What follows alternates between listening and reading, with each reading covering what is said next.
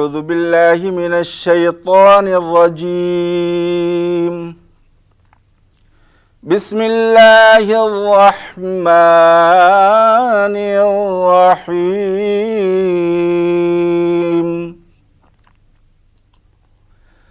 وَلَنَبْلُوَنَّكُمْ بِشَيْءٍ مِّنَ الْخَوْفِ وَالْجُوعِ وَنَقْصٍ مِّنَ الْأَمْوَالِ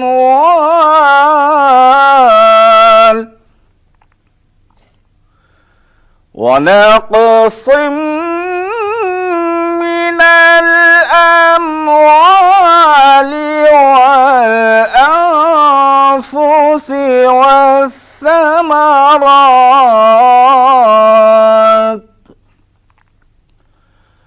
وبشر الصابرين.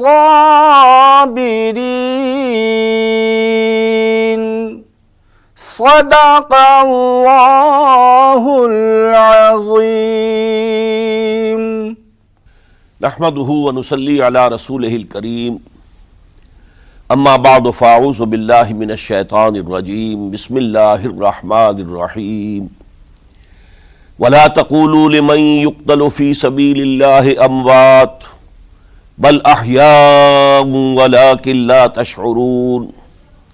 وَلَنَبْلُوَنَّكُمْ بِشَيْءٍ مِّنَ الْخَوْفِ وَالْجُوعِ وَنَقْصٍ مِّنَ الْأَمْوَالِ وَالْأَنفُسِ وَالثَّمَرَاتِ وَبَشِّرِ الصَّابِرِينَ الَّذِينَ إِذَا أَصَابَتْهُمْ مُصِيبَةٌ قَالُوا إِنَّا لِلَّهِ وَإِنَّا إِلَيْهِ رَاجِعُونَ. أُولَئِكَ عَلَيْهِمْ صَلَوَاتٌ مِّن رَّبِّهِمْ وَرَحْمَةٌ وَأُولَئِكَ هُمُ الْمُهْتَدُونَ. صدق اللہ العظیم. رب اشرح لی صدری ویسر لی امری واحلل عقدۃ من لسانی یفقہوا قولی. اللہم ربنا الہمنا رشدنا واعذنا من شرور انفسنا. اللہم ارنا الحق حقا وارزقنا اتباعہ وارنا الباطل باطلا وارزقنا اجتنابہ. آمین یا رب العالمین. معزز حاضرین اور محترم ناظرین و سامعین، السلام علیکم ورحمۃ اللہ وبرکاتہ. آج ہماری سہ روزہ تقاریر کی آخری کڑی ہے. آپ کو یاد ہوگا کہ سب سے پہلے خطاب میں ہم نے قرآن کا فلسفہ شہادت سمجھا. قرآن مجید میں یہ اصطلاح کس معنی میں آئی ہے، اور اس کے ساتھ ہی امت مسلمہ کا فرض منصبی. وَكَذَلِكَ جَعَلْنَاكُمْ أُمَّةً وَسَطًا لِتَكُونُوا شُهَدَاءَ عَلَى النَّاسِ وَيَكُونَ الرَّسُولُ عَلَيْكُمْ شَهِيدًا. تو اللہ کے دین کو بالفعل قائم کرنے کے لیے، تاکہ نوع انسانی پر ایک ابدی حجت قائم ہو جائے کہ اللہ کا دین قابل عمل ہے، اسے قائم کیا جا سکتا ہے، اور یہ بہترین سماجی نظام ہے.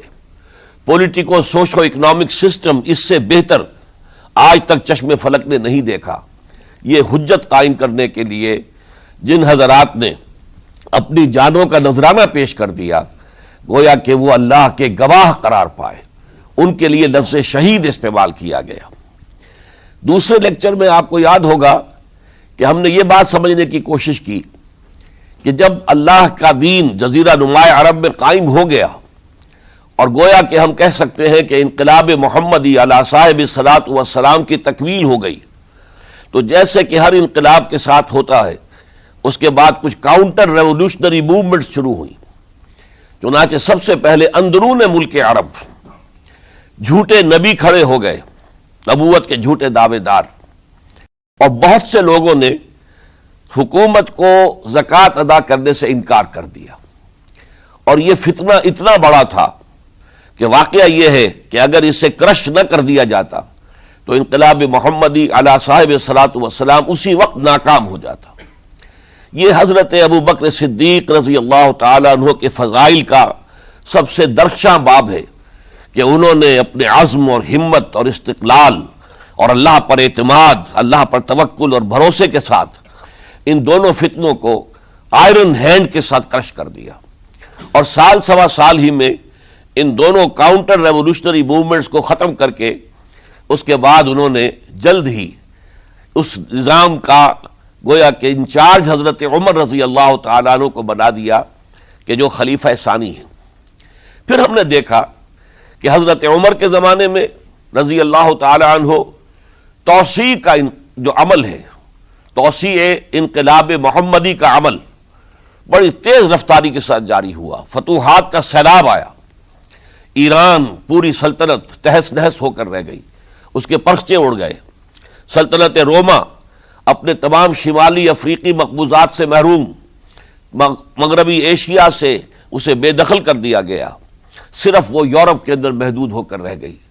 اب ظاہر بات ہے کہ اس کے خلاف بھی تو پھر رد عمل ہونا تھا، کاؤنٹر ریولوشنری موومنٹس اٹھنی تھی۔ تو سب سے پہلے حضرت عمر رضی اللہ تعالیٰ عنہ کی خلافت اور اس کے چراغ کو بجھانے کے لیے ایران کی طرف سے رد عمل ظاہر ہوا۔ ہرموزان جو ایک بڑا ان کا جرنیل تھا، اس کی سازش اور ابو لولو فیروز کے ذریعے سے حضرت عمر رضی اللہ تعالیٰ عنہ کو شہید کر دیا گیا۔ سمجھا یہ گیا تھا کہ یہ ساری عمارت شاید اسی شخصیت کی بل پر کھڑی ہے، لہذا جب میدان سے حضرت عمر ہٹ جائیں گے تو یہ خلافت کی پوری عمارت جو ہے وہ زمین بوس ہو جائے گی۔ لیکن معلوم ہوا یہ عمارت محمد کی بنائی ہوئی تھی صلی اللہ علیہ وسلم۔ کھنڈر بتا رہے ہیں عمارت عظیم تھی، بڑی عظیم عمارت تھی جو حضور نے تعمیر کی تھی، لہذا حضرت عمر کی شہادت سے کوئی فرق واقع نہیں ہوا۔ حضرت عثمان رضی اللہ تعالیٰ عنہ آ گئے میدان میں، اور میں بتا چکا ہوں آپ کو کہ ان کے دور خلافت کے جو 12 سال ہیں، ان میں سے پہلے 10 سال بالکل حضرت عمر فاروق رضی اللہ تعالیٰ عنہ کی خلافت کے دور کی مثال ہے۔ اسی تیزی کے ساتھ انقلاب جو ہے آگے بڑھ رہا تھا، فتوحات کا دائرہ پھیل رہا تھا، اور اندرون ملک پورا امن، سکون، اطمینان اور چین تھا۔ لیکن ان کی دور خلافت کے آخری دنوں میں اب یہودیوں کی طرف سے رد عمل اور ایک کاؤنٹر ریولوشنری موومنٹ عبداللہ ابن سبا کے ذریعے سے، کہ جس نے اسلام کا لبادہ اوڑھا اور منافقت کے پردے کے ساتھ وہ عالم اسلام میں داخل ہوا، اور اس نے چونکہ دیکھ لیا کہ پرانی چپقلش ہے، پرانی چشمک ہے جو قریش کے 2 بڑے قبیلوں کے مابین یا 2 بڑے گھرانوں کے مابین چلی آ رہی تھی، بنو ہاشم، بنو امیہ۔ تو پہلے 2 خلفاء جو تھے وہ نہ بنو ہاشم سے تھے نہ بنو امیہ سے تھے۔ حضرت ابو بکر صدیق بنو تیم سے تھے، حضرت عمر بنی عدی میں سے تھے، لیکن حضرت عثمان اب بنو امیہ میں سے تھے۔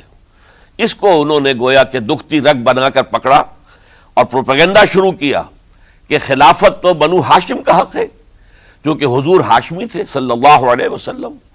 تو گویا کہ عثمان غاصب ہیں رضی اللہ تعالی عنہ، بلکہ ان سے دونوں پہلو جو تھے حضرت عمر اور حضرت ابو بکر وہ بھی غاصب ہیں۔ اس کے ساتھ ہی فتنے کی مختلف شکلیں انہوں نے شروع کی۔ یہ الفتنۃ الکبریٰ کہلاتا ہے ہماری تاریخ میں، عظیم ترین فتنہ، جس کے نتیجے میں حضرت عثمان رضی اللہ تعالیٰ عنہ شہید ہو گئے۔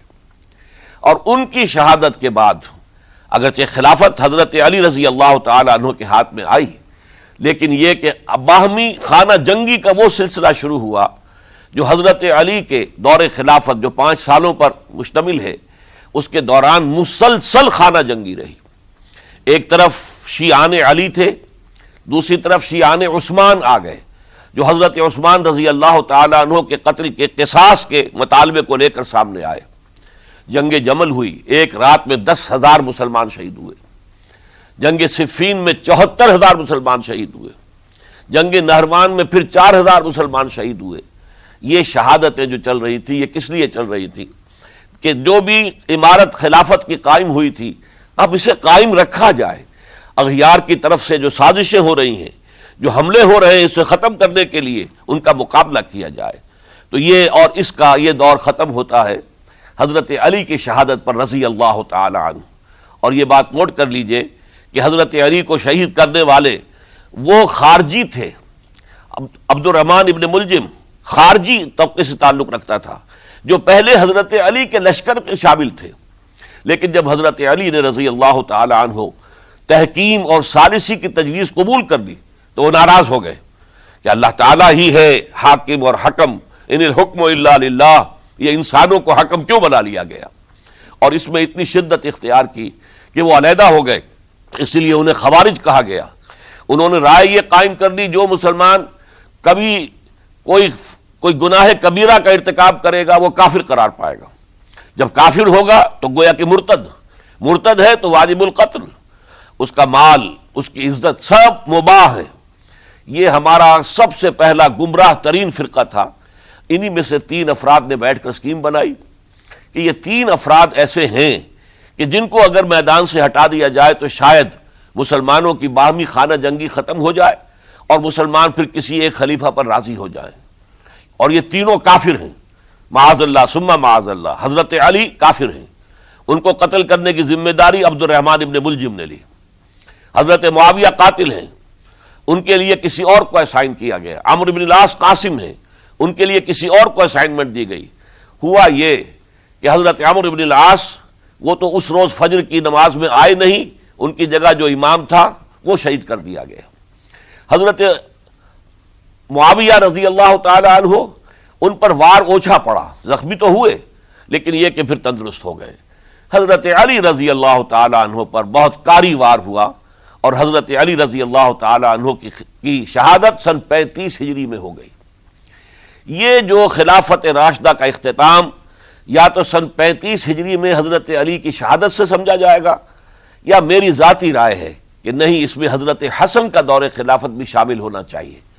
حضرت حسن کو کسی نے نامزد نہیں کیا تھا، نہ انہوں نے اپنی امیدواری کے ساتھ اپنے طاقت کے بل پر خلافت حاصل کی تھی، بلکہ حضرت علی سے جب یہ کہا گیا تھا کہ کیا ہم آپ کے بیٹے حسن کے ہاتھ پر بیعت کر لیں، تو انہوں نے فرمایا تھا کہ میں نہ تمہیں روکتا ہوں نہ حکم دیتا ہوں، یہ تمہارا معاملہ ہے، تم جسے مناسب سمجھو اس کے ہاتھ پر بیعت کر لو۔ حضرت حسن رضی اللہ تعالیٰ عنہ نے جن کے ہاتھ پر جو بیعت ہوئی، تو اب معاملہ یہ ہو گیا کہ امیر معاویہ رضی اللہ تعالیٰ عنہ وہ ایک لشکر لے کر شام سے چلے۔ حضرت حسن 50,000 آدمیوں کے ساتھ ادھر سے نکلے، لیکن یہ ہے کہ انہیں محسوس ہو گیا تھا کہ میرے ساتھیوں میں ایسا فسادی عنصر بھی موجود ہے جو عبداللہ ابن سبا کے ساتھیوں میں سے، کہ وہ کسی اچھے کام کو پسند نہیں کرتا، لہذا انہوں نے پھر صلح کی پیشکش کی۔ حضرت معاویہ کو پیغام بھیجا کہ میں مصالحت چاہتا ہوں، بتائیے شرائط کیا ہیں۔ حضرت معاویہ نے بلینک پیپر بھیج دیا، سادہ کاغذ، کہ آپ جو شرائط چاہیں اس پر لکھ دیں، وہ مجھے قبول ہوں گے۔ حضرت حسن نے رضی اللہ تعالیٰ عنہ شرائط لکھ دی، حضرت معاویہ نے قبول کر لی، تو حضرت حسن دستبردار ہو گئے خلافت کے دعوے سے، اور اس کے بعد پھر حضرت امیر معاویہ کی خلافت کی بیعت کی گئی۔ اس سے پہلے انہوں نے خلافت کی بیعت نہیں لی تھی۔ یہ ہے سن 41 ہجری، اور اسے عام الجماع کہا جاتا ہے، یعنی یہ اختتام ہے مسلمانوں کی خانہ جنگی کے دور کا۔ پھر جمعیت ایک ہو گئی، پھر عالم اسلام متحد ہو گیا۔ اب پورا کا پورا عالم اسلام حضرت امیر معاویہ کے زیر خلافت تھا۔ اور حضرت امیر معاویہ کون ہیں؟ وہ خود ایک صحابی رسول ہیں، جلیل القدر صحابی رسول ہیں، اور آپ کو میں نے کل بھی بتایا تھا کہ حضرت معاویہ رضی اللہ تعالیٰ عنہ کی ایک ہمشیرہ ام حبیبہ رضی اللہ تعالیٰ عنہ حضور کے ازواج مطہرات میں سے ہیں، تو حضور کے گویا کے برادر نسبتی ہوئے۔ جو چند لوگ جو وحی کے لکھنے پر جو کاتبین وحی جو حضور نے مقرر کیے تھے، ان میں سے ایک حضرت معاویہ بھی ہے۔ پھر حضرت معاویہ کے لیے حضور کی دعا ہمیں ملتی ہے، اللہم اجعلہ ہادیا مہدیا، اے اللہ اسے ہادی ہدایت دینے والا بنا دے اور مہدی بنا دے جو ہدایت یافتہ ہو۔ تو یہ ان کی شان ہے۔ اور پھر یہ کہ ان کے زمانے میں جب عالم اسلام متحد ہو گیا، داخلی خلفشار ختم ہو گیا، تو فتوحات کا سلسلہ بھی دوبارہ جاری ہو گیا۔ حضرت علی رضی اللہ تعالیٰ عنہ کے 5 سالہ دور خلافت میں کوئی توسیع نہیں ہو سکی تھی دارالاسلام کی، کوئی مزید علاقے جو ہیں سلطنت اسلامی میں شامل نہیں کیے جا سکے تھے، اس لیے کہ سارا معاملہ تو داخلی خلفشار کا تھا۔ جو خانہ جنگی ہو رہی تھی، ایک دوسرے کی تیروں اور تلواروں اور نیزوں سے 1 لاکھ کے قریب مسلمان ختم ہو گئے تھے، تو اندر سے گویا کہ موشن ٹوٹ گیا اس سیلاب کا۔ تو سیلاب پھر دوبارہ جب امت جمع ہو گئی عام الجماع کے بعد، تو حضرت معاویہ رضی اللہ تعالیٰ عنہ ان کا دور خلافت اب 20 برس ہے، اندازہ کیجئے، یہ پورے 20 برس کوئی اندرونی خلفشار نہیں ہوا، کوئی جھگڑا نہیں ہوا، کوئی فساد نہیں ہوا، بلکہ جو فتوحات کا دائرہ تھا شروع ہو گیا۔ مکرار اور سندھ کے علاقے فتح ہوئے، کابل اور یہ افغانستان کا علاقہ فتح ہوا، ترکستان کے علاقوں کے اندر پیش قدمی ہوئی۔ ادھر یہ کہ قیصر سلطنت روما کا اس کے مرکزی شہر قسطنطنیہ پر حملہ کیا گیا، جس کے لیے کہ حضور کی حدیث موجود تھی پیشن گوئی کے طور پر، اول جیش یغزو مدینۃ القیصر مغفورون لہم۔ حضور نے فرمایا تھا کہ جو پہلا لشکر قیصر کے شہر پر حملہ کرے گا تو وہ سب کے سب وہ مغفرت پا جائیں گے، اللہ تعالیٰ ان کی مغفرت فرما دے گا۔ اگرچہ کامیابی نہیں ہوئی، لیکن اس پیشن گوئی کی وجہ سے آپ کو معلوم ہے کہ حضرت ایوب رضی اللہ تعالی عنہ، ان کو بھی اس پیشن گوئی کی وجہ سے، حالانکہ 90 برس سے اوپر عمر تھی، لیکن وہ بھی کہا انہوں نے کہ میں بھی اس میں جانا چاہتا ہوں، چنانچہ اس لشکر میں گئے، وہیں فوت ہوئے۔ بہرحال یہ سارے کارنامے اپنی جگہ پر، امن و امان اپنی جگہ پر، اس کے باوجود اہل سنت والجماعت حضرت معاویہ کے دور خلافت کو خلافت راشدہ میں شامل نہیں سمجھتے۔ اس کی وجہ کیا ہے؟ خلافت راشدہ کی شرط اولین قرآن مجید کے حکم کے مطابق امرہم شورا بینہم، مسلمانوں کے باہمی معاملات باہمی مشورے سے طے پاتے ہیں۔ حضرت ابو بکر صدیق رضی اللہ تعالیٰ عنہ سقیفہ بنی سعدہ کے اندر مشورے کے بعد ان کو منتخب کیا گیا اور ان کے ہاتھ پر بیعت ہوئی۔ حضرت عمر رضی اللہ تعالیٰ عنہ کو حضرت ابو بکر نے مسلمانوں سے مشورہ کر کے پھر نامزد کیا۔ حضرت عثمان کے لیے حضرت عمر رضی اللہ تعالیٰ عنہ نے اپنے جانشین کے لیے 6 افراد پر مشتمل کمیٹی بنا دی، جو بڑے سے بڑے جو اصحاب جو جن کے بارے میں کہا گیا ہے کہ جن کو دنیا ہی میں بشارت دے دی گئی تھی، جو عشرہ مبشرہ میں سے جو باقی تھے، ان کے اوپر مشتمل کمیٹی بنا دی کہ آپ لوگ طے کر لیں اور اپنے سے کسی ایک پر جمع ہو جائیں۔ اس اعتبار سے حضرت علی کے ہاتھ پر بھی جو بیعت ہوئی ہے تو وہ اہل مدینہ کے دباؤ پر ہوئی ہے، ان کے مطالبے پر ہوئی ہے۔ حضرت علی خود جو ہے وہ خلافت کے مدعی نہیں تھے، بلکہ انکار کرتے رہے، چونکہ فتنے کا دور تھا، حضرت عثمان شہید ہوئے تھے، مسلمانوں کے دل زخمی تھے۔ اس حالت میں وہ سمجھتے تھے کہ اگر میں یہ خلافت جو ہے اپنے ہاتھ میں لے لوں گا تو ہو سکتا ہے کہ اس کا حق ادا نہ کر سکوں، لیکن یہ کہ جب انہوں نے دیکھا کوئی اور بھی تیار نہیں، طلحہ بھی تیار نہیں، زبیر بھی تیار نہیں، تو آخر مسلمانوں کو بغیر امارت کے چھوڑا تو نہیں جا سکتا، تو حضرت علی نے وہ قبول کر لی۔ حضرت حسن کے بارے میں بتا چکا ہوں کہ ان کے بارے میں لوگوں نے کہا تو حضرت علی نے فرمایا میں نہ حکم دیتا ہوں نہ روکتا ہوں۔ لیکن حضرت امیر معاویہ رضی اللہ تعالیٰ عنہ صحابی بھی ہیں، حضور کے قرابت دار بھی ہیں، کاتبین وحی میں سے بھی ہیں، پھر ان کا دور حکومت امن، سکون، اطمینان ہر طرح سے جو ہے 20 برس تک کوئی داخلی خلفشات نہیں ہوا، کوئی فساد نہیں ہوا، کوئی باہمی جنگ و جدل نہیں ہوا، بلکہ فتوحات کا دائرہ آگے بڑھا۔ اس کے باوجود چونکہ انہوں نے طاقت سے خلافت حاصل کی، لہذا ان کے دور خلافت کو ہم خلافت راشدہ میں تسلیم نہیں کرتے، حالانکہ وہ خود راشد ہیں، اس لیے کہ تمام صحابہ کرام کے بارے میں سورہ حجرات میں فرمایا وَلَٰكِنَّ اللَّهَ حَبَّبَ إِلَيْكُمُ الْإِيمَانَ وَزَيَّنَهُ فِي قُلُوبِكُمْ وَكَرَّهَ إِلَيْكُمُ الْكُفْرَ وَالْفُسُوقَ وَالْعِصْيَانَ أُولَٰئِكَ هُمُ الرَّاشِدُونَ۔ تمام صحابہ کرام کی شان یہ ہے کہ اللہ تعالیٰ نے ان کے دلوں میں ایمان کو کھبو دیا ہے، ایمان ان کے دلوں میں رچ گیا ہے، بس گیا ہے، جم گیا ہے، اور کفر سے، فسق سے انہیں تبھی نفرت ہو گئی ہے، اور یہ سب کے سب راشدون ہیں، تو تمام صحابہ راشدون ہیں۔ اس اعتبار سے خود حضرت امیر معاویہ بھی راشدون میں شامل ہے، لیکن خلفائے راشدین میں شامل نہیں ہے۔ خلفائے راشدین عام طور پر تو ہم کہتے ہیں حضرت ابو بکر، حضرت عمر، حضرت عثمان، حضرت علی۔ میں نے اپنی ذاتی رائے، حقیر سی رائے عرض کی ہے، اس میں حضرت حسن کا دور بھی شامل ہونا چاہیے 6 مہینے کا، تب وہ 30 برس پورے ہوتے ہیں، جو حدیث میں آیا ہے کہ خلافت جو ہے وہ 30 برس رہے گی، اس کے بعد ملوکیت شروع ہو جائے گی۔ تو ملوکیت کا پہلا قدم یہ تھا کہ حضرت معاویہ نے طاقت سے بزور خلافت حاصل کی، اس لیے ان کو خلیفہ راشد ہم نہیں کہتے۔ البتہ یہ ضرور ہے کہ ان کا دور بہت پرسکون دور تھا۔ البتہ جب 10 برس گزر گئے حضرت معاویہ کے دور حکومت کو، اب میں یہاں لفظ خلافت کی بجائے دور حکومت استعمال کر رہا ہوں، کیونکہ خلافت راشدہ سے ذرا اس کا فرق واضح ہو جائے۔ تو اس وقت ایک اور صحابی، جلیل القدر صحابی مغیرہ ابن شعبہ رضی اللہ تعالی عنہ، وہ حضرت معاویہ کے پاس آئے اور انہوں نے یہ کہا کہ دیکھیے، اگر آپ نے اپنے بعد اپنا جانشین نامزد نہ کیا تو ہو سکتا ہے پھر فسادات پیدا ہو جائے، پھر مختلف لوگ خلافت کا دعویٰ لے کر کھڑے ہو جائیں، پھر خانہ جنگی ہو جائے۔ 5 برس کی خانہ جنگی میں 1 لاکھ سے زیادہ مسلمان شہید ہو چکے ہیں، قتل ہو چکے ہیں، ہلاک ہو چکے ہیں۔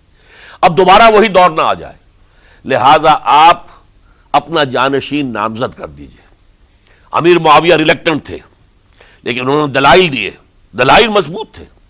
انہوں نے کہا کہ اب کبار صحابہ دنیا سے رخصت ہو چکے، وہ جماعت کہ جن کی تربیت اور تزکیہ، جن کی تعلیم حضور نے خود کی تھی اور ان کو اندر سے پاک کر دیا تھا، ان کی نیتیں بالکل پاک ہو چکی تھی، کوئی نفسانیت ان میں نہیں رہی تھی، وہ جماعت تو اکثر و بیشتر اب ختم ہو چکی، فوت پا چکے، وفات ہو چکی۔ لہذا اب جو ہے اکثر و بیشتر نو مسلم ہیں جو بعد کے فتوحات کے ذریعے سے اسلام لائے ہیں، لہذا ان کے اندر نہ وہ پختگی ہے، نہ ان کے اندر وہ تقوی ہے، نہ تدین ہے، نہ اصول پرستی ہے۔ اسلام کی پوری تعلیمات جو ہیں وہ ان کے وجود کے اندر، ان کے شعور کے اندر گہری اتری ہوئی نہیں ہے، لہذا اب صورتحال وہ نہیں رہ سکے گی جو حضرت ابو بکر یا حضرت عمر یا حضرت عثمان یا حضرت علی کے زمانے میں تھی، لہذا آپ نامزد کیجئے۔ یہ بھی بتا دوں کہ مغیرہ ابن شعبہ کون تھے رضی اللہ تعالیٰ عنہ۔ نمبر 1 یہ ہے کہ یہ اصحاب شجرہ میں شامل ہیں، جن 1400 یا 1800 افراد نے حضور سے بیعت کی تھی صلح حدیبیہ سے متصلا قبل، اس درخت کے نیچے بیٹھ کر، جس کے بارے میں سورہ فتح میں فرمایا گیا کہ لقد رضی اللہ عن المؤمنین اذ یبایعونک تحت الشجرہ، اللہ ان تمام اہل ایمان سے راضی ہو گیا جو ہے نبی صلی اللہ علیہ وسلم آپ کے دست مبارک پر بیعت کر رہے تھے اس درخت کے نیچے، ان میں سے موجود، ان میں یہ مغیرہ ابن شعبہ ہے۔ پھر مغیرہ ابن شعبہ وہ ہیں کہ حضرت علی اور امیر معاویہ ان کے درمیان جو خانہ جنگی ہوئی اس میں ہمیشہ حضرت علی کے ساتھ رہے، حضرت علی کے ہی وہ سپورٹر تھے، ان کے ساتھ تھے۔ اس پہلو سے اچھی طرح سمجھ لیجئے کہ یہ نہیں ہے کہ وہ در حقیقت کو پہلے سے وہ امیر معاویہ کے ساتھی تھے، نہیں، لیکن اب جو صورتحال وہ دیکھ رہے تھے، جہاں دیدہ انسان تھے، بہت بڑے سیاستدان تھے، جانتے تھے حالات کو، حالات کے نبض پر ان کا ہاتھ تھا، لہذا انہوں نے یہ مشورہ دیا اور پھر امیر معاویہ نے اس مشورے کو قبول کر لیا اور یزید کی ولی عہدی کا اعلان کر دیا۔ یہ بالکل مڈل ہے حضرت امیر معاویہ کے دور خلافت کا درمیان، یہ 10 سال جب ہو گئے تھے حضرت امیر معاویہ کی خلافت کو یا حکومت کو، تب یہ معاملہ پیش آیا اور یزید کے ہاتھ پر یہ بیعت ولی عہدی تمام جو بھی مختلف گورنرز تھے ان کے ذریعے سے کہہ دیا گیا اپنے اپنے علاقے کے لوگوں سے بیعت لے لو۔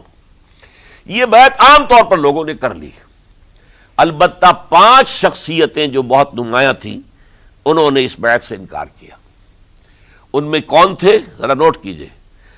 حضرت ابو بکر فوت ہو چکے، ان کے بیٹے عبد الرحمن ابن ابی بکر۔ حضرت عمر فوت ہو چکے، ان کے بیٹے عبداللہ ابن عمر۔ حضرت زبیر فوت ہو چکے، ان کے بیٹے عبداللہ ابن زبیر۔ حضرت عباس فوت ہو چکے، ان کے بیٹے عبداللہ ابن عباس۔ حضرت علی شہید ہو چکے، ان کے بیٹے حسین ابن علی رضی اللہ تعالی عنہم اجمعین۔ یہ 5 جو امت کے بہت بڑے 5 افراد کے گویا کے وہ چشم و چراغ تھے ان گھرانوں کے، انہوں نے انکار کیا، اور ان میں خاص طور پر عبد الرحمن ابن ابی بکر نے یہ جملہ کہا کہ تم چاہتے ہو کہ قیصر و کسریٰ کی سنت پر عمل کرو کہ باپ کے بعد بیٹا حاکم بن جائے، یعنی ایک قدم تو خلافت کا نظام پہلے ہی نیچے اتر چکا۔ مشاورت سے تو حضرت امیر معاویہ کا بھی جو نسب ہوا ہے وہ مشاورت سے نہیں ہوا۔ ایک درجے میں وہ جو اللہ تعالیٰ کے رسول نے عمارت بنائی تھی شاندار، اس خلافت کا جو سیاسی نظام تھا، اس میں ایک تو کڑی آ چکی زوال کی کہ ایک شخص نے طاقت کے ذریعے سے خلافت حاصل کر لی۔ اب اس کی اگلی کڑی لانا چاہتے ہو کہ قیصر و کسریٰ کے طریقے سے خاندان کے اندر، ایک قبیلے کے اندر یہ خلافت جو ہے یا حکومت جو ہے نسل بعد نسل، باپ کے بعد بیٹا اور بیٹے کے بعد پوتا، اس کو ہم کبھی گوارا نہیں کریں گے۔ حضرت امیر معاویہ بہت دانشمند انسان تھے، انہوں نے ان پانچوں حضرات پر کوئی تشدد نہیں کیا، کوئی جبر نہیں کیا، بلکہ رہنے دیا، ٹھیک ہے یہ بیعت نہیں کر رہے، ابھی تو بیعت ولی عہدی ہے، کوئی حرج نہیں۔ لہذا کوئی جھگڑا، کوئی اس وجہ سے کوئی فساد، اس بنا پر کوئی جنگ نہیں ہوئی۔ 10 سال گزر گئے، یعنی 10 سال تک یزید ولی عہد رہا ہے، 10 سال تک، اور اس سوائے ان 5 بڑی شخصیتوں کے جو پوری امت تھی، عوام الناس تھے، ان سب نے اسے قبول کیا۔ یہ صورتحال اب جب پیدا ہوئی جب حضرت امیر معاویہ کا انتقال ہو گیا، یہ سن 60 ہجری ہے، اب سوال پیدا ہوا کہ وہ ولی عہدی کی بیعت اب بیعت خلافت میں منتقل ہو جائے گی۔ لہذا پھر یہ ہوا کہ سب لوگوں سے، سب گورنروں کو لکھ دیا گیا تمام صوبوں کے اندر کہ اپنے اپنے لوگوں سے بیعت لے لو۔ ظاہر بات ہے کہ وہاں کوئی ریفرنڈم نہیں ہوتا تھا، کوئی ووٹ نہیں ہوتے تھے کہ اس کی پرچیاں ڈالی جا رہی ہوں، ایک ایک شخص سے رائے لینا نہیں ہوتی تھی، بلکہ اس وقت کی جمہوریت یہ تھی اور شورائیت یہ تھی کہ ڈفرنٹ کلینز ہیں، ڈفرنٹ فیملیز ہیں، ڈفرنٹ ٹرائبز ہیں، ان کے سردار، ان کے بڑے لوگ، ان کے اہم لوگ بیعت کر لیں تو گویا کہ سب کی بیعت ہو گئی۔ وہ ایک قبائلی نظام تھا، اور اس میں یہ نہیں تھا نظام کے ووٹ بنے ہوئے ہوں اور اس کی پرچیاں ڈالی جا رہی ہوں۔ تو تمام عالم اسلام نے گویا کہ بیعت قبول کر لی اب یزید کی بحیثیت خلیفہ۔ اب وہ جو 5 آدمی تھے ان میں سے ایک فوت ہو چکے تھے، حضرت عبد الرحمن ابن ابی بکر رضی اللہ تعالی عنہما، دونوں فوت ہو گئے، لیکن باقی 4 رہ گئے۔ ان 4 کو نوٹ کیجئے، اور یہ بڑا سینسٹیو ایشو ہے جس پر میں اب گفتگو کر رہا ہوں۔ ان 4 میں کون ہیں؟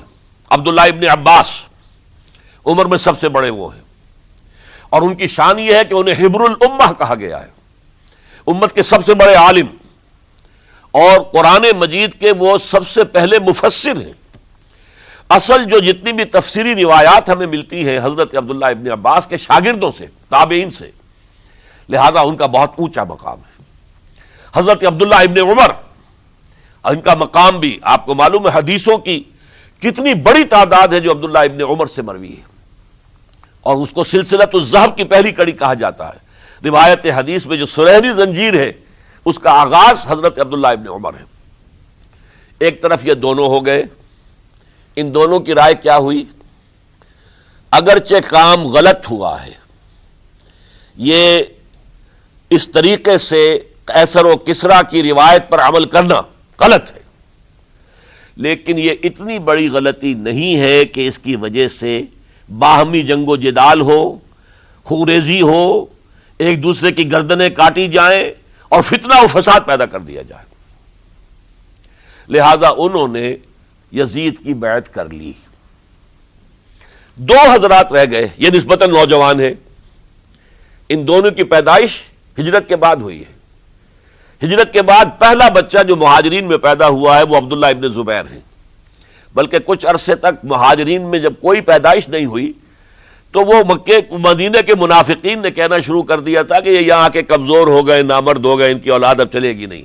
تو عبداللہ ابن زبیر جب پیدا ہوئے، اور آپ کو معلوم ہونا چاہیے وہ حضرت ابوبکر صدیق کے نواسے ہیں، حضرت عائشہ صدیقہ کی ہمشیرہ حضرت اسما کے بیٹے ہیں عبداللہ ابن زبیر، اور زبیر بہت شجاع، بہت ہی بہادر انسان تھے۔ تو عبداللہ ابن زبیر کے اندر بھی وہی کیفیات تھیں۔ انہوں نے کہا نہیں، اس غلطی کو ہم برداشت نہیں کریں گے، خورزی ہوتی ہے تو ہو، لیکن ہم اسلامی نظام کو نیچے اترتا ہوا نہیں دیکھ سکتے۔ جیسے کبھی حضرت ابو بکر نے فرمایا تھا ایبدل الدین وانا حی، کیا دین میں ترمیم اور تنسیخ کر دی جائے گی؟ دین کو بدل دیا جائے گا، دین میں تحریف کر دی جائے گی جبکہ میں ابھی زندہ ہوں؟ میں جیتے جی یہ نہیں ہونے دوں گا۔ حضرت عبداللہ ابن زبیر کی یہ رائے ہوئی، وی ہیو ٹو چیلنج، ہم مقابلہ کریں گے، ہم اسے پیسیولی قبول نہیں کریں گے۔ انہوں نے بیعت سے انکار کیا اور مدینہ چھوڑ کر مکے جا کر حرم کے اندر پناہ گزین ہو گئے۔ یہی معاملہ حضرت حسین ابن علی رضی اللہ تعالی عنہما کا تھا، وہ بھی نہایت شجاع، نہایت جری، نہایت بہادر۔ انہوں نے بھی کہا کہ یہ غلط قیصر و کسریٰ کی روایت جو شروع ہو رہی ہے اسے ہم نے ریزسٹ کرنا ہے اور اسے ہم آگے نہیں چلنے دیں گے۔ ان پر بھی جب دباؤ ڈالا گیا کہ بیعت کرو تو وہ کچھ وقت مانگ کر کہ دیکھیے میں ایسا شخص نہیں ہوں کہ تنہائی میں علیحدہ کمرے میں بیٹھ کر بیعت کروں، جب عمومی بیعت لوگے تم سب سے تو میں بھی آ جاؤں گا، اس وقت لوگ فیصلہ کریں گے۔ تو بس اس وجہ سے پھر وہ گورنر جو تھا اس وقت مدینے کا، اسے اجازت لے کر آ گئے اور راتوں رات وہاں سے نکل کر وہ بھی مکے پہنچ گئے۔ تو اب یہ چار جو ہیں دو گروہوں میں تقسیم ہو گئے، 2+2۔ دو کی رائے یہ ہوئی کہ بات غلط ہے، لیکن اس کی بنا پر خون ریزی، جنگ و جدال، جنگ آپس میں خون ریزی کرنا یہ صحیح نہیں ہے، بلکہ مصلحت اس میں ہے کہ اس کو قبول کر لیا جائے۔ پھر اللہ تعالیٰ کو بہتر حالات پیدا کرے گا اس کے ذریعے سے، تعلیم کے ذریعے، تلقین کے ذریعے سے، جیسے نبی اکرم صلی اللہ علیہ وسلم نے اتنا عظیم انقلاب برپا کیا تھا۔ ہم کوشش کریں گے کہ نظام حکومت کی اصلاح ہو جائے، لیکن اس وقت اگر ہم اڑ گئے تو پھر گویا کہ خوریزی اور فساد اور باہمی جو جنگ ہے وہ شروع ہو جائے گی۔ اور دو حضرات کی رائے ہوئی کہ نہیں، ہمیں ہر صورت میں رجسٹ کرنا ہے، خوریزی ہوتی ہے تو ہو، ہمیں جانے دینی پڑتی ہے تو دیں گے، ہم شہادت قبول کریں گے، لیکن اس غلطی کو قبول نہیں کر سکتے۔ تو میں اس کے لیے عرض کر رہا ہوں، یہ تیسری شہادتوں کا جو دور شروع ہوا ہے، پہلا شہادتوں کا دور حضور کا دور، دین کو قائم کرنے کی جد و جہد میں جنہوں نے جانیں دی ہیں۔ دوسرا دور اس دین کے خلاف جو کاؤنٹر ریولوشنری موومنٹس آئی ہیں ان کو رفع کرنے کے لیے جانے دینا، ہزاروں صحابہ کی جانیں اس میں بھی گئی ہیں، مسیلمہ ابن کذاب ہو یا مانعین زکوٰۃ ہو، ان کے خلاف جو جہاد ہوا۔ پھر ظاہر بات ہے کہ حضرت عثمان رضی اللہ تعالیٰ عنہ کے بعد جو فساد ہوا، وہ شہادتیں کیا تھی؟ اس دین کے نظام کو قائم رکھنے کے لیے، انٹیکٹ رہے، دشمن اس کے اندر رکھنے ڈالنے میں کامیاب نہ ہو جائے۔ اب تیسرا دور وہ آ رہا ہے کہ جب کہ داخلی طور پر اس نظام خلافت کے اندر زوال شروع ہو رہا ہے، اس زوال کو روکنے کے لیے کہ وہ اپنی اصل جو خلافت کا نظام اللہ نے اور اس کے رسول نے دیا ہے اس کی بنیاد پر قائم رہے، لہذا ہم رجسٹ کریں گے اس تبدیلی کو اور میدان میں آ کر مقابلہ کریں گے۔ یہ حضرت عبداللہ ابن زبیر رضی اللہ تعالی عنہما اور حسین ابن علی رضی اللہ تعالی عنہما، اب ان دونوں میں ایک اختلاف ہوا۔ حضرت عبداللہ ابن زبیر کی رائے یہ تھی کہ یہ مکہ ہے، یہ اللہ کا گھر ہے، یہ حرم ہے، اور یہاں کے لوگ بہت سے برے اثرات سے ابھی تک بچے ہوئے ہیں، پاک ہیں، لہذا ہمیں یہاں رہنا چاہیے۔ اس کو مرکز بنا کر، ظاہر بات ہے اسی مکے سے محمد الرسول اللہ صلی اللہ علیہ وسلم نے دعوت شروع کی تھی، وہیں سے وہ پھیل کر جو ہے ایک عظیم انقلاب کی شکل اس نے اختیار کی تھی، ایک عظیم مملکت جو ہے حضور چھوڑ کر گئے تھے۔ تو ہمیں مکے میں رہ کر ہی اپنی تحریک شروع کرنی چاہیے۔ لیکن ادھر حضرت علی کے پاس پیغام آ رہے تھے کوفے سے، کوفہ چونکہ حضرت حسین کے پاس پیغام آ رہے تھے کوفے سے، چونکہ کوفے کو حضرت علی نے دار الخلافہ بنا لیا تھا، اور وہاں سمجھا جاتا تھا کہ حضرت علی کے ہمدرد اور حضرت شیعان علی جنہیں ہم کہیں، ان کے ساتھی ہم خیال یہ لوگ ہیں کثرت کے ساتھ، اور وہاں سے اب خطوط کا تانتا شروع ہو گیا، آپ یہاں آئیے، ہم بےتاب ہیں، آپ کا استقبال کریں گے، آپ کے ہاتھ پر بیعت کریں گے، تاکہ یہ جو قیصر و کسریٰ کی سنت شروع ہو رہی ہے اس کو روکا جا سکے۔ وہ تانتا بنا ہوا ہے خطوط کا۔ تو حضرت حسین رضی اللہ تعالیٰ عنہ نے فیصلہ کر لیا کہ میں کوفے جاؤں گا۔ حضرت زبیر روکتے رہ گئے کہ نہیں، کوفیوں پر اعتماد نہ کیجیے، یہ زبانی کلامی ساتھ دیتے ہیں، جب ڈنڈا چلتا ہے تو پھر یہ ہٹ جاتے ہیں میدان سے، ان پر اعتماد نہ کریں آپ، لہذا یہی مکے میں رہیے اور ہم دونوں مل کر ایک بڑی طاقت بن جائیں گے، اور یہ مکہ جو ہے ہمارے لیے حصار ہے، یہ ہمارے لیے پناہ گاہ ہے، یہاں سے اس دعوت کا آغاز کیا جائے۔ اب یہ افسوس ہے، اسے اللہ کی مشیت سمجھا جائے، اللہ کی مرضی ہے، جو کچھ ہوتا ہے وہ تو بے اذن رب ہوتا ہے، اللہ اپنی مصلحتوں سے ہم سے زیادہ واقف ہے، ہم تو نہیں سمجھ سکتے۔ حضرت حسین نے فیصلہ کیا اور ڈٹ گئے اس فیصلے پر کہ میں کوفے جاؤں گا۔ اب یہ بھی بات قرآن مجید میں آیا ہے، حضور سے خطاب کر کے فرمایا گیا فَإِذَا عَزَمْتَ فَتَوَكَّلْ عَلَى اللَّهِ، جب ایک مرتبہ آپ ایک ارادہ کر لیں تو پھر اللہ پر توکل کیجئے، پھر یہ نہیں کہ کبھی آگے کبھی پیچھے جاؤں یا نہ جاؤں، یہ نہیں، یہ تردد یہ نہیں، بلکہ یہ کہ ایک فیصلہ کر کے ڈٹ جائیے، اس لیے کہ جو بھی نتیجہ ہے وہ تو اللہ کے ہاتھ میں ہے، لہذا اللہ پر توکل کیجئے۔ فَإِذَا عَزَمْتَ فَتَوَكَّلْ عَلَى اللَّهِ، لہذا سب نے سمجھایا حضرت حسین کو کہ آپ کوفے نہ جائیں، سمجھانے والوں میں حضرت عمر بھی تھے رضی اللہ، حضرت عبداللہ ابن عمر بھی تھے رضی اللہ تعالی عنہ، اگرچہ کوئی قرابت داری جو ہے قریبی نہیں تھی، لیکن بہرحال امت کی ایک شخصیت، عظیم شخصیت تھے۔ سمجھانے میں سب سے زیادہ زور صرف کیا ہے حضرت عبداللہ ابن عباس نے رضی اللہ تعالی عنہما۔ اور حضرت عبداللہ ابن عباس کون ہیں؟ ایک رشتے سے حضرت حسین کے چچا ہیں، ایک رشتے سے حضرت حسین کے نانا ہیں۔ کیوں؟ حضرت علی اور حضرت عبداللہ ابن عباس چچا زاد بھائی ہیں، عباس کے بیٹے، ابو طالب کے بیٹے، عباس اور ابو طالب بھائی ہیں۔ تو یہ فرسٹ کزن تھے حضرت علی اور عبداللہ ابن عباس رضی اللہ تعالی عنہ، لہذا انہوں نے جب کہا تو گویا کہ ایک چچا، ایک بزرگ سمجھا رہا ہے۔ اور دوسرے رشتے سے حضور نانا تھے حضرت حسین کے، اور حضور بھی کزن تھے حضرت عبداللہ ابن عباس کے، چچا زاد بھائی ہیں۔ اس حوالے سے سمجھ لیجئے کہ حضور کے کزن نانا کے درجے میں آ گئے۔ تو یہ دو رشتے تھے حضرت عبداللہ ابن عباس کے، اور انہوں نے بڑی الہا و زاری کے ساتھ، بڑی اپنے مقام سے نیچے اتر کر خوشامد کی ہے، حسین خدا کے لیے باز آ جاؤ، حسین خدا کے لیے باز آ جاؤ، حسین اگر جانا ہی ہے تو اپنے بال بچوں کو لے کر نہ جاؤ۔ جس طریقے سے تمہارے باپ حضرت علی رضی اللہ تعالیٰ عنہ کو کوفہ کے اندر ذبح کر دیا گیا، کہیں ایسا نہ ہو کہ تمہیں بھی تمہارے بال بچوں کے سامنے ذبح کر دیا جائے، باز آ جاؤ۔ لیکن حضرت حسین، اب اللہ کی طرف سے ان کے دل میں ایک ارادہ پختہ ہو چکا تھا، اور انہوں نے حضرت مسلم بن عقیل کو بھیجا تھا کہ جاؤ میری طرف سے کوفے والوں سے بیعت لے اور پھر مجھے اطلاع دو۔ وہ گئے، وہاں 12,000 افراد نے بیعت کر لی۔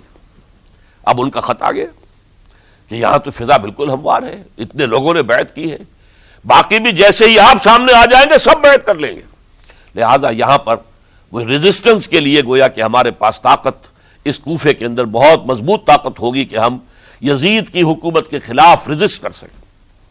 اس کے بعد ہوا کیا؟ یزید نے عبید اللہ ابن زیاد کو گورنر بنا کر بھیج دیا۔ یہ شخص تھا بہت ڈنڈا چلانے والا، اس نے سختیاں شروع کی تو بہت سے لوگ اس بیعت سے تائب ہو گئے، لیکن مسلم بن عقیل وہ میدان میں آئے اور ان کے ساتھ ہزاروں آدمی آ گئے جنہوں نے بیعت کی تھی، ابھی تک بیعت پر قائم تھے، اور انہوں نے گورنر کے گھر کا گھیراؤ کر لیا۔ گورنر کے ساتھ 30-40 آدمی تھے کل، وہ چھتوں پر چڑھ گئے، وہاں سے پتھراؤ کیا، اور وہاں سے جو 30-40 آدمی کوفے کے تھے ان سے کہا تم اپنے اپنے لوگوں کو کہو کہ چلے جائیں واپس یہاں سے۔ انہوں نے اوپر سے کہنا شروع کیا، ڈرایا، بہت خوفناک نتیجہ نکلے گا، اب عبید اللہ ابن زیاد تم سب کو ہلاک کر دے گا۔ ایک ایک کر کے بھیڑ چھٹتی چلی گئی اور صرف چند افراد رہ گئے، اور اس کے نتیجے میں حضرت مسلم بن عقیل شہید کر دیے گئے، بلکہ ایک شخص حامی نے انہیں پناہ دی تھی کوفے میں، ان کو بھی قتل کر دیا گیا، شہید کر دیا گیا۔ اس پر یہ ہے کہ انہوں نے ایک شخص کے ذریعے سے پیغام دیا قتل کیے جانے سے پہلے کہ دیکھو میرا تو وقت آ گیا ہے، میں تو اب قتل ہو جاؤں گا، شہید کر دیا جاؤں گا، تو میرا پیغام حسین تک پہنچا دو رضی اللہ تعالی عنہ کہ یہاں یہ بغاوت ہو گئی۔ لوگوں نے، کوفیوں نے، الکوفی لا یوفی، کوفی جو ہے وہ پورا نہیں کرتا اپنے عہد کو اور وفا کو، اس کا ایک ثبوت ہمیں مل گیا ہے کہ سب کے سب منحرف ہو گئے بیعت سے، آپ جہاں تک آ گئے وہاں سے واپس چلے جائیے۔ جب حضرت حسین کے پاس یہ پیغام پہنچا اور انہوں نے ارادہ کیا کہ ٹھیک ہے یہ تو حالات بدل گئے، لہذا واپس چلنا چاہیے، شاید عبداللہ ابن زبیر کی رائے ہی صحیح ہے، ہمیں مکے ہی میں بیٹھ کر کام کرنا چاہیے، لیکن اب جو ہے عرب کا ایک خاص مزاج ہے۔ حضرت مسلم بن عقیل کے بیٹے آڑے آ گئے، اب ہم اپنے باپ کے خون کا قصاص لیے بغیر نہیں جائیں گے، اور حضرت حسین رضی اللہ تعالیٰ عنہ بامروت انسان، شریف النفس انسان، کیسے ممکن تھا غیرت مند غیور انسان وہ کیسے ان کی بات کو رد کر دیتا؟ لہذا اچھا چلو چلتے ہیں کوفے کی طرف۔ آگے بڑھتے چلے گئے، کربلا میں پہنچ گئے، جو کچھ وہاں ہوا ہے پھر آپ کو معلوم ہے۔ اس میں یہ بات ہے، پہلے 1000 کا لشکر بھیجا تھا عبید اللہ ابن زیاد نے، اس پر حضرت حسین رضی اللہ تعالیٰ عنہ نے جو باتیں کہیں وہ کچھ اثر انداز ہو گئی۔ ان کا افسر جو تھا حر بن یزید تمیمی، وہ بعد میں حضرت حسین کا حامی ہو گیا، اور حضرت حسین کے ساتھ ہی اس کو بھی شہادت نصیب ہوئی۔ پھر دوسرے کو بھیجا عمرو ابن سعد. عمرو ابن سعد بھی ایک بڑی عظیم شخصیت کا بیٹا تھا. حضرت سعد ابن ابی وقاص جو فاتح ایران تھے اور جن کو غزوہ احد کے موقع پر حضور نے فرمایا تھا کہ اے سعد تیر چلاؤ میرے ماں باپ تم پر قربان ہوں. جبکہ احد میں گھیراؤ کر لیا تھا حضور کا اور کفار قتل کرنے کے لیے ہجوم کر رہے تھے اور کچھ حضرات تیر چلا چلا کے انہیں پھینک رہے تھے، دور جو ہے ہٹا رہے تھے. ان میں سے حضرت سعد ابن ابی وقاص بھی تھے. پھر وہ فاتح ایران تھے، اسی لیے گورنر بن گئے تھے ایران کے. سعد جو ہے ان کا بیٹے یہ عمرو جو ہے یہ اب ایک بڑے صوبے کا گورنر بھی تھا. اس وقت 4000 آدمی دے کر بھیجا. وہ بھی نرمی کرتا رہا، اس نے کوئی تشدد نہیں کیا. اس کے اندر بہرحال اپنے عظیم باپ کے خون کا کچھ اثر تھا. لیکن یہ کہ پھر ابن زیاد کو اطلاع مل گئی کہ عمرو ابن سعد جو ہے وہ تو لے تو لال کر رہا ہے، حملہ نہیں کر رہا، قتل نہیں کر رہا، بلکہ یہ کہ وہ تو اس راستہ بھی دینے کے لیے تیار ہے کہ نہ مدینے کی طرف جائیے اور نہ آپ مکے کی طرف جائیے، نہ کوفے کی طرف جائیے، بلکہ آپ چاہے تو دمشق چلے جائیں، یزید سے اپنا معاملہ کر لیں. اس پر ابن زیاد نے پھر وہاں سے خط لکھا ہے، میں نے تمہیں اس کام کے لیے بھیجا تھا، میں نے تمہیں حکم دیا تھا حسین سے میری بیعت لو، یعنی میری بیعت کے ذریعے یزید کی بیعت لو اور اسے پکڑ کر لا کر میرے سامنے پیش کرو. لہذا پھر اس نے ایک بہت خونخوار شخص کو زیادہ فوج دے کر بھیجا ہے، اور وہ جو ہے اس نے آ کر جو ہے شمر نے پھر اس نے فیصلہ کن معاملہ کیا. حضرت حسین رضی اللہ تعالیٰ عنہ نے ان دنوں میں جو وہاں گزرے ہیں، جتنے بھی کوفی آئے ہوئے تھے نا، اکثر و بیشتر تو کوفے کے لوگ تھے، ان سے کہا کہ میں خود نہیں آیا، تم نے مجھے بلایا تھا. اے فلاں ابن فلاں، کیا تم نے مجھے خط نہیں لکھا تھا کہ آؤ؟ اے فلاں ابن فلاں، کیا تم نے مجھے پیغام نہیں بھیجا تھا کہ یہاں تشریف لائیے؟ اور دیکھو میرے پاس تمہارے خطوط موجود ہیں. وہ ایک تھیلا جس میں کہ خطوط ہے وہ بھی لا کے میدان میں رکھ دیا. یہ حضرت حسین رضی اللہ تعالیٰ عنہ کی شرافت اور اپنی صاف دلی. کوئی اس کے اندر عیاری نہیں تھی ان کے اندر، معاذ اللہ ثم معاذ اللہ. لیکن یہ کہ اس کا نتیجہ اچھا نہیں نکلا. نتیجہ کیا نکلا؟ اب انہیں پتا چل گیا کوفیوں کو، اگر اب حسین زندہ دمشق پہنچ گئے یزید کے پاس تو یہ ہم سب کا بھاڑا پھوڑ دیں گے، ہماری شامت آ جائے گی. لہذا اب تو کسی صورت انہیں زندہ نہیں رہنے دینا. یہ ایک بڑا اہم واقعہ نوٹ کر لیجئے اس کو، اس لیے کہ حضرت حسین نے ایک ایک کا نام لے کر اے فلاں ابن فلاں، اے فلاں ابن فلاں، اے فلاں ابن فلاں، کیا تم نے خط نہیں لکھا تھا؟ کیا تمہارا پیغام نہیں تھا؟ اب انہوں نے دیکھا کہ یہ بھانڈا اگر یزید کے ہاں جا کر پھوڑ دیا گیا تو پھر ہماری خیر نہیں ہوگی. یہی وجہ ہے حضرت حسین کو شہید کرنے کے بعد، یہ نوٹ کر لیجئے، 72 آدمی تھے کل، جس کو کہہ لیں لشکر حضرت حسین کا رضی اللہ تعالیٰ عنہ. ان میں سے 20 خاندان بنی ہاشم کے چشم و چراغ تھے. وہ بڑی بہادری سے لڑے ہیں، بڑی بہادری سے لڑے، ایک ایک نے لڑ کر جان دی ہے، بہت سو کو مارا ہے. یقاتلون فی سبیل اللہ فیقتلون ویقتلون، قتل کر بھی رہے تھے، قتل ہو بھی رہے تھے، ایک ایک کر کے قتل ہو رہے تھے، شہید ہو رہے تھے. 20 جو ہے خاندان بنی ہاشم میں سے شہید ہوئے ہیں. حضرت حسین رضی اللہ تعالیٰ عنہ کا ایک بہت ہی انفنٹ چھوٹا بچہ وہ بھی شہید ہوا ہے. باقی سب مرد، تمام مرد، سوائے ایک حضرت حسین کے بیٹے حضرت علی بن حسین زین العابدین کہلائے بعد میں. وہ بیمار تھے، وہ جنگ میں حصہ نہیں لے سکتے تھے، وہ بچ گئے صرف. اچھا، حضرت حسین شہید ہو گئے. یہ ہے 10 محرم الحرام سن 61 ہجری. کیا مطلب ہے؟ حضور کے انتقال کے ٹھیک 50 برس بعد، سن 11 ہجری میں حضور کا انتقال، اور سن 61 ہجری میں حضور کے نواسے اور جن کے بارے میں حضور نے فرمایا سیدہ شباب اہل الجنہ، حضرت حسین شہید کر دیے گئے. اور اس کے بعد اس لشکر نے خیموں کو آگ لگا دی. یہاں نکتہ سمجھ لیجئے، آگ کیوں لگائی؟ انہیں معلوم تھا ہمارے خلاف ڈاکومنٹری پروف موجود ہے وہاں پر، وہ ہمارے خطوط کے تھیلے وہاں موجود ہیں. اگر وہ باقی رہ گئے تو ہماری شامت آ جائے گی، ہمیں کون بچائے گا؟ ورنہ ظاہر بات ہے کہ اگر تو وہ دشمنی کے انداز میں بات ہوتی تو خواتین کی بھی بے حرمتی کی گئی ہوتی، لیکن نہیں، کسی نے، ظاہر بات ہے کہ خانوادہ نبوت کہ کسی خاتون کی بے حرمتی نہیں کی، قطعاً نہیں کی، قطعاً نہیں کی، قطعاً نہیں کی، لیکن خیمے جلانا ان کی ضرورت تھی تاکہ وہ ریکارڈ جو ہے ان کا وہ تلف ہو جائے، سارے خطوط جو ہیں وہ جل جائیں تاکہ ان کے خلاف ثبوت باقی نہ رہے۔ یہ عظیم سانحہ کربلا ہے۔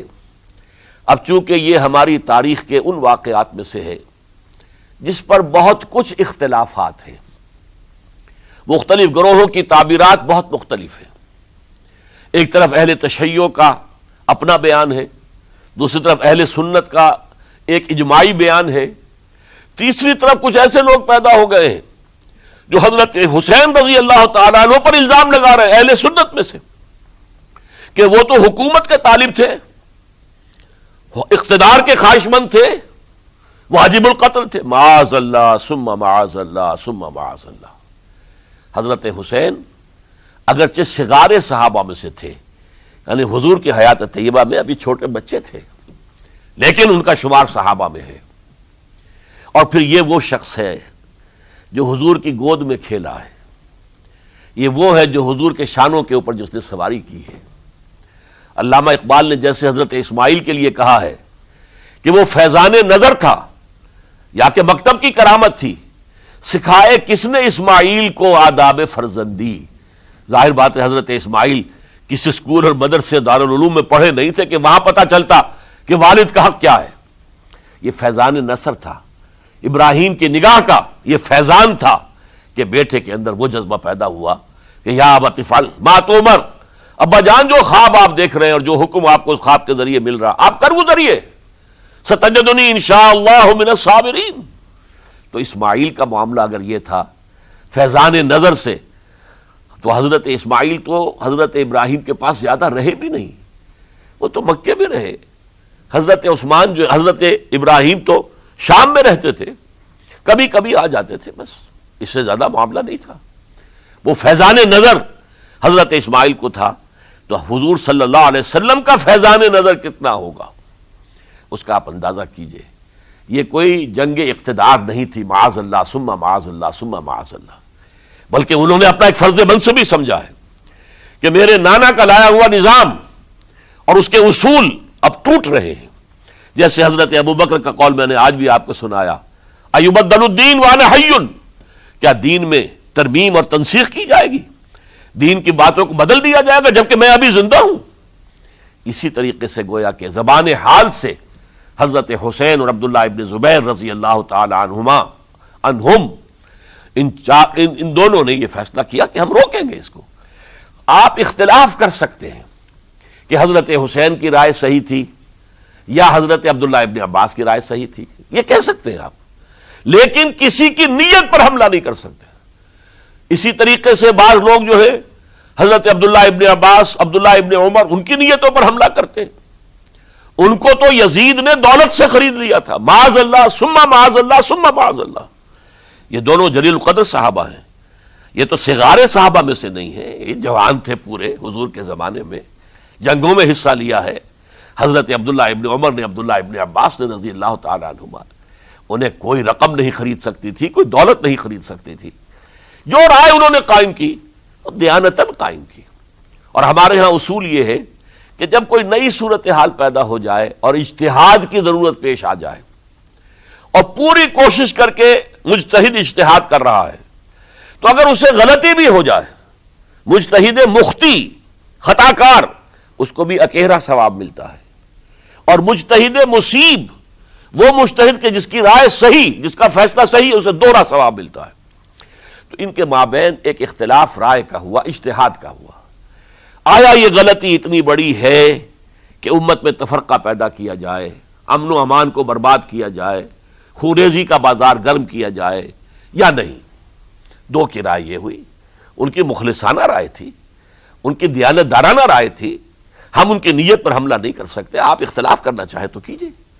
اسی طرح حضرت عبداللہ ابن زبیر اور حضرت حسین ابن علی رضی اللہ تعالی عنہ، ظاہر بات ہے کہ ان کا بھی ایک اجتہادی رائے تھی کہ نہیں، یہ دین کے نظام کے اندر بہت بڑا رکھنا پڑ رہا ہے، یہ تو اب قیصر و کسریٰ کی سنت شروع ہو رہی ہے، یہ اسلام کے دین کے اوپر طریقہ نہیں، عمل نہیں ہو رہا ہے، تو ہم اسے اپنی جانوں کا نذرانہ دے کر بھی اسے روکیں گے، روکنے کی کوشش کریں گے، رکے نہ رکے ہم اپنی جانیں دے دیں گے۔ یہ بھی دیانت دارانہ رائے تھی، مخلصانہ رائے تھی، ان کی نیت پر کوئی حملہ کم سے کم اہل سنت والجماعت میں سے کسی شخص کو حق نہیں ہے، اس لیے کہ اہل سنت والجماعت کا کہنا یہ ہے الصحابۃ کلہم عدول، صحابہ جتنے بھی ہیں وہ سب کے سب عدول ہیں، ان میں بدنیتی نہیں آ سکتی، خطا ہو سکتی ہے۔ اہل سنت کے نزدیک معصومیت خاصہ نبوت ہے، نبوت ختم ہو گئی محمد الرسول اللہ صلی اللہ علیہ وسلم پر، آپ کے بعد معصوم کوئی نہیں، ابو بکر بھی معصوم نہیں، عمر بھی معصوم نہیں، عثمان بھی معصوم نہیں، علی بھی معصوم نہیں رضی اللہ تعالیٰ عنہ اجمعین۔ تو معصوم کون ہوگا؟ عبداللہ ابن عباس بھی معصوم نہیں، عبداللہ ابن زبیر بھی جو ہے معصوم نہیں، حسین ابن علی بھی معصوم نہیں، اسی طریقے سے عبداللہ ابن عمر، عبداللہ ابن زبیر، کوئی معصوم نہیں۔ انہوں نے اپنی رائے قائم کی ہے، اس پر عمل کیا ہے دیانت دارانہ سنسیریٹی کے ساتھ، اور ان کے لیے اللہ تعالیٰ کے ہاں ہر طرح کا اجر و ثواب ہے، سب کے لیے۔ حضرت عبداللہ ابن زبیر کی رائے اس اعتبار سے بہتر ثابت ہوئی، انہوں نے مکے میں پھر حکومت قائم کی، 9 برس تک ان کی حکومت قائم رہی، بنو امیہ ختم نہیں کر سکے اسے، سن 73 میں جا کر ان کی شہادت ہوئی ہے، اور ایک مرحلہ تو وہ بھی آیا تھا کہ شام اور مصر کی دونوں صوبے جو ہیں وہ بھی ان کے تحت آ گئے تھے۔ تو واقعہ یہ ہے کہ اگرچہ حضور نے ہمیں منع کیا ہے کہ کبھی یہ نہ کہا کرو کہ ایسا ہوتا تو ایسا ہو جاتا، نہیں، جو ہوا اللہ کی مرضی سے ہوا، اللہ کے اذن سے ہوا۔ حدیث کے الفاظ ہیں ان کلمۃ اللہ تفتح عمل الشیطان، یہ جو لو کاش یہ ہو جاتا، کاش یوں ہو جاتا تو بڑے اچھے نتیجے نکلتے، یہاں سے شیطان کا عمل شروع ہو جاتا ہے۔ ورنہ واقعہ یہ ہے کہ دل سے یہ بات نکلتی ہے، اگر حضرت حسین اور عبداللہ ابن زبیر یکجا ہو جاتے اور مکے کو اپنا مرکز بنا کر جو عظیم مقصد انہوں نے اپنے سامنے رکھا تھا کہ یہ جو روایت غلط آ رہی ہے اسلام کے دینی سیاسی نظام کے اندر، اس کو ہم روکیں گے، تو اللہ تعالیٰ انہیں کامیابی عطا فرما دیتا۔ لیکن یہ پھر ہم کہیں گے ما شاء اللہ کان وما لم یشاء لم یکن، جو اللہ نے چاہا وہ ہوا، اور جو اللہ نے نہیں چاہا وہ نہیں ہوا۔ حضرت حسین کو وہ عظیم شہادت اللہ نے دینی تھی، وہ اونچا مقام عطا کرنا تھا، اور پھر ان کی عظیمت، ان کا صبر، ان کا ثبات، ان کا استقلال، معلوم ہوا کہ اللہ تعالیٰ نے انسانوں کے اندر کتنی کچھ طاقت رکھی ہوئی ہے اور کتنی کچھ صلاحیتیں اللہ نے ودیعت کی ہیں، وہ جس طرح ڈٹے رہے، کھڑے رہے۔ واقعہ یہ ہے کہ وہ بھی نوع انسانی کے لیے ہمیشہ کے لیے ایک سبق ہے، اور وہ سبق یہ ہے کہ آپ حق، جو بھی آپ حق سمجھیں اس حق کے اوپر ڈٹ کر کھڑے ہو جائیں، اور اس میں پرواہ نہ کیجئے کہ آپ کی نفری کم ہے یا آپ کے ساتھ تعداد زیادہ، کوئی خیال نہ کیجئے، اس کے فکر نہ کیجئے کہ حالات ادھر ہیں یا ادھر ہیں، حالات سازگار آپ کے دشمن کے ساتھ ہیں یا آپ کے ساتھ ہیں، کوئی فکر نہ کیجئے۔ حق حق ہے، اس کا ساتھ دینا لازم ہے، اس کے لیے جان دے دینا یہ سب سے بڑی کامیابی ہے۔ وَلَا تَقُولُوا لِمَن يُقْتَلُ فِي سَبِيلِ اللَّهِ أَمْوَاتٌ، ہرگز نہ کہنا ان کو جو اللہ کی راہ میں قتل ہو جائیں کہ وہ مردہ ہیں، بل احیاء، وہ تو زندہ ہے، وَلَٰكِن لَا تَشْعُرُونَ، تمہیں شعور نہیں ہے۔ وَلَنَبْلُوَنَّكُمْ، اب یہ تمام مسلمانوں سے خطاب ہو رہا ہے، ہم تمہیں لازماً آزمائیں گے، بِشَيْءٍ مِّنَ الْخَوْفِ، خوف سے، وَالْجُوعِ، اور بھوک اور فقر و فاقے سے۔ حضرت حسین اور ان کے ساتھیوں کو پیاس کے ذریعے سے آزمایا گیا ہے، حالانکہ دریا دور نہیں ہے لیکن پانی بند کر دیا گیا، کیسی کیسی شدت اور کیسے کیسے سخت حالات کا سامنا کیا، لیکن جھکے نہیں، گردن نہیں جھکی، ڈٹے رہے اپنے موقف کے اوپر۔ وَلَنَبْلُوَنَّكُمْ بِشَيْءٍ مِّنَ الْخَوْفِ وَالْجُوعِ وَنَقْصٍ مِّنَ الْأَمْوَالِ وَالْأَنفُسِ وَالثَّمَرَاتِ، اور ہم تمہیں جانی اور مالی نقصانات کے ذریعے سے آزمائیں گے۔ وَبَشِّرِ الصَّابِرِينَ، اور اے نبی بشارت دے دیجئے صبر کرنے والوں کو۔ الَّذِينَ إِذَا أَصَابَتْهُمْ مُصِیبَةٌ، وہ کہ جن کو اگر کوئی مصیبت آئے، ان پر نازل ہو جائے، قالوا، تو وہ کہیں گے انا للہ وانا الیہ راجعون، ہم اللہ ہی کے ہیں، اللہ ہی کی طرف ہمیں لوٹ جانا ہے۔ اولئک علیہم صلوات من ربہم ورحمہ، یہ ہیں وہ جن پر ان کے رب کی طرف سے صلوات ہیں، درود ہے اور رحمت ہے، وَأُولَٰئِكَ هُمُ الْمُهْتَدُونَ، اور یہی ہدایت یافتہ ہیں۔ اللہم ربنا اجعلنا منہم، اللہم ربنا اجعلنا منہم۔ میرے اور آپ کے لیے سبق یہ ہے، صرف حضرت حسین کا کوئی دن بنا لینا یہ نہیں، ٹھیک ہے یاد تازہ کیجئے، بہت اچھی بات ہے، لیکن اس کا نتیجہ یہ نکلنا چاہیے کہ اگر حضرت حسین نے اپنی ہی نہیں، اپنے خاندان کی، اپنے اعزاء و اقربا کی، اپنے ساتھیوں کی جانوں کی قربانی پیش کر دی حق کے لیے، تو ہمیں بھی فیصلہ اور سبق یہ لینا چاہیے کہ ہمیں حق کا ساتھ دینا ہے، ہر سے بعد چاہے اس کے نتائج کچھ بھی نکلے۔ اقول قولی ھذا واستغفر اللہ لی ولکم ولسائر المسلمین والمسلمات۔